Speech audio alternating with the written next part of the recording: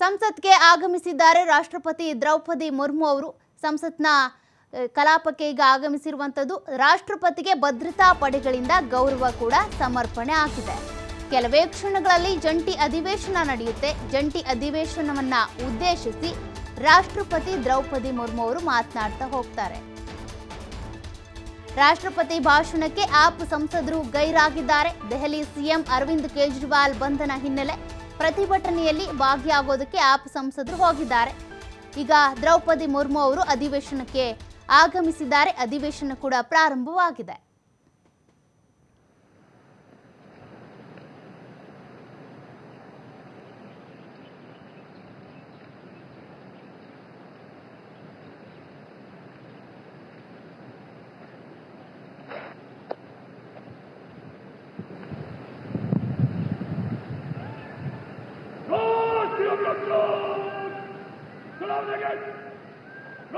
अपना कर्तव्य निभाया है।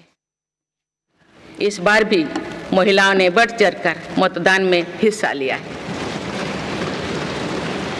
इस चुनाव की बहुत सुखद तस्वीर जम्मू कश्मीर में भी सामने आए हैं। कश्मीर घाटी में वोटिंग के अनेक दशकों के रिकॉर्ड टूटे हैं। बीते 4 दशकों में कश्मीर में हमने बंद और हड़ताल के बीच कम मतदान का दौर ही देखा था।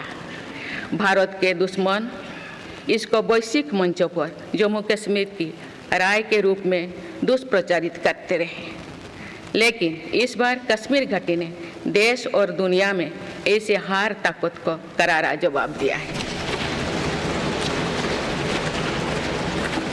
पहली बार इस लोकसभा चुनाव में घर पर जाकर भी मतदान कराया गया है। मैं लोकसभा चुनाव से जुड़ी हर कर्मी को सराहना करती हूं और अभिनंदन करती हूं।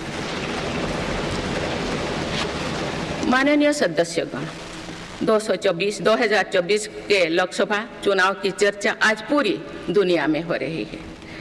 दुनिया देख रही है कि भारत के लोगों में लगातार तीसरी बार स्थिर और स्पष्ट बहुमत की सरकार बनाई है।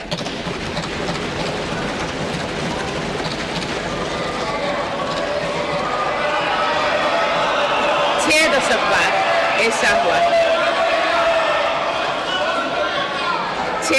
बाद ऐसा हुआ है। ऐसा समय में जो भारत के लोगों की आकांक्षाएं सर्वोच्च स्तर पर है, लोगों ने मेरी सरकार पर लगातार तीसरी बार भरोसा जताया है।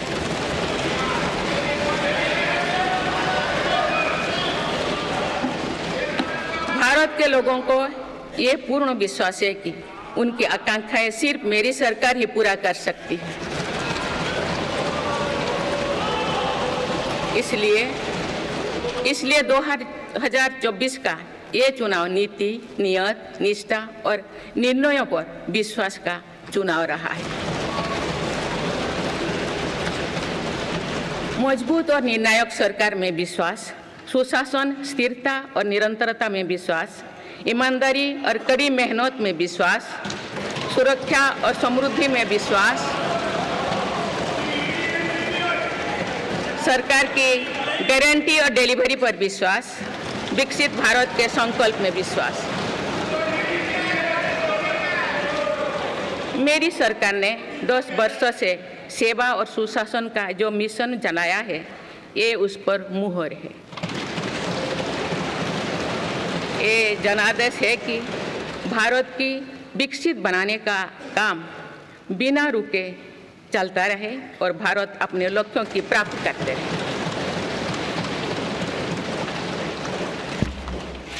माननीय सदस्यगण, 18वीं लोकसभा कई मायनों में एक ऐतिहासिक लोकसभा है। ये लोकसभा अमृतकाल के शुरुआती वर्षों में गठित हुई है। ये लोकसभा देश के संविधान को अपनाने के 75वें वर्षों की भी साक्षी बनेगी। मुझे विश्वास है कि इस लोकसभा में जन कल्याण के फसलों का नवीन अध्याय लिखा जाएगा। आगामी सत्रों में मेरी सरकार अपने इस कार्यकाल का पहला बजट पेश करने जा रही है। ये बजट सरकार की दूरगामी नीतियों और फ्यूचरिस्टिक विजन का एक प्रभावी दस्तावेज होगा। इस बजट में बड़े आर्थिक और सामाजिक निर्णयों के साथ ही अनेक ऐतिहासिक कदम भी देखने को मिलेंगे। भारत के तेज विकास की जन आकांक्षाओं का पूरा करने के लिए रिफॉर्म्स की गति अब और तेज की जाएगी। मेरी सरकार का मत है कि दुनिया भर में निवेशकों को आकर्षित करने के लिए राज्य में स्वस्थ स्पर्धा हो। यही कॉम्पिटिटिव कोऑपरेटिव फेडरलिज्म की सच्ची स्पिरिट है।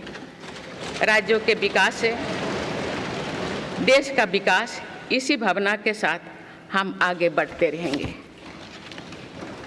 माननीय सदस्यगण, रिफॉर्म, परफॉर्म और ट्रांसफॉर्म के संकल्प ने आज भारत को दुनिया की सबसे तेजी से बढ़ने वाली अर्थव्यवस्था बना दिया है।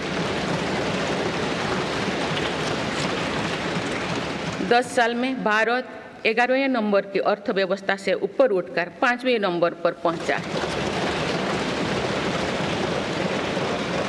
साल 2021 से लेकर साल 2024 के बीच भारत में औसतन 8% की रफ्तार से विकास किया है और ये ग्रोथ सामान्य समय में नहीं हुई है।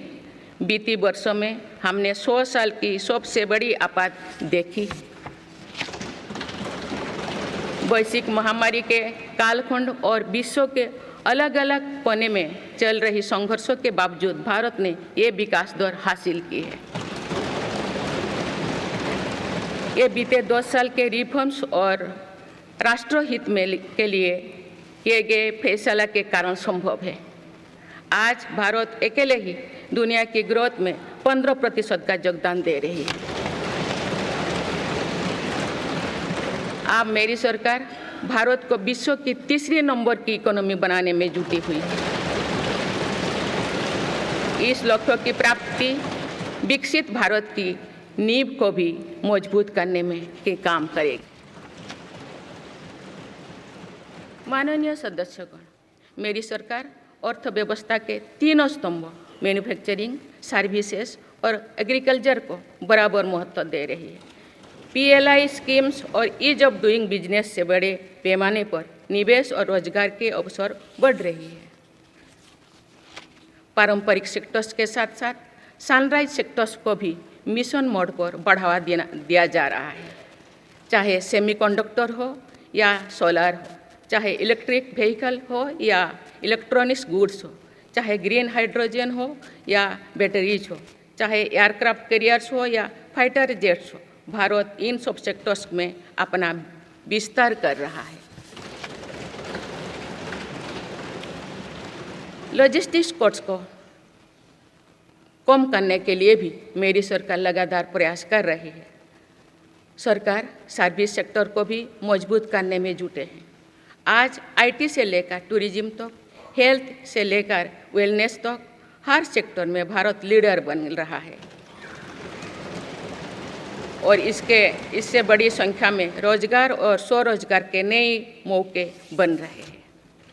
माननीय सदस्यगण, पिछले 10 वर्षों में मेरी सरकार द्वारा ग्रामीण अर्थव्यवस्था के हर पहलू पर बहुत जोर दिया गया है। गांव में कृषि आधारित उद्योगों, डेयरी और फिशरीज आधारित उद्योगों का विस्तार किया जा रहा है। इसमें भी सहकारिता को प्राथमिकता दी गई है। सरकार किसानों उत्पाद संघ, FPO और FACTS जैसे सरकारी संगठनों का एक बड़ा नेटवर्क बना रही है। छोटे किसानों की बड़ी समस्या भंडारण से जुड़े होती है, इसलिए मेरी सरकार ने सहकारिता क्षेत्र में दुनिया की सबसे बड़ी भंडारण योजना पर काम शुरू कर चुकी है। किसान अपने छोटे खर्चे पूरे करने के लिए इसके लिए PM किसान सम्मान निधि के तहत उन्हें 3,20,000 करोड़ रुपये से ज़्यादा राशि दे सकते।